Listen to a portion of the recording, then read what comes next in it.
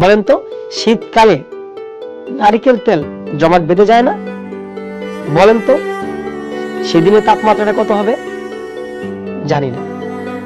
আসলে যেদিন দেখবেন যে নারকেল তেলে আপনার জমাট বেঁধে গেছে, ধরে নেবেন সেদিনকার রাতে তাপমাত্রা 14 ডিগ্রি, 14 ডিগ্রি সেলসিয়াস তাপমাত্রা নেমেছিল। কত ডিগ্রি? 14 ডিগ্রি সেলসিয়াস তাপমাত্রা। তো এটা পিছনে কারণ কি? কেন নারকেল তেল জমাট বেঁধে যায়? এর উত্তর হচ্ছে, বৈজ্ঞানিক ব্যাখ্যা হচ্ছে যে নারকেল তেলের স্বাভাবিক তাপমাত্রা গলনাঙ্কের নিচে নেমে গেলে তখন জমাট বেঁধে যায়।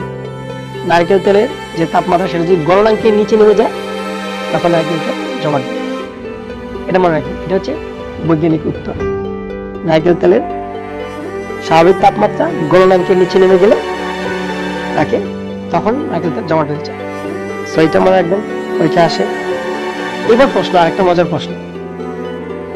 এভারেস্ট পর্বত শৃঙ্গে পানি ফুটতে শুরু করে, আমরা কি বলেছি? 100 ডিগ্রি সেলসিয়াস তাপমাত্রায় কিন্তু পানি ফুটতে শুরু করে। কিন্তু আপনি যদি হিমালয়ের চূড়ায় গিয়ে পানি ফোটাতে চেষ্টা করেন তখন কি হবে? মাত্র 70 ডিগ্রি সেলসিয়াস তাপমাত্রায় তাপ দেওয়ার পরে দেখুন পানি ফুটতে শুরু করেছে। তার মানে হচ্ছে যে 70 ডিগ্রি সেলসিয়াস তাপমাত্রায় পানি ফোটা শুরু করে।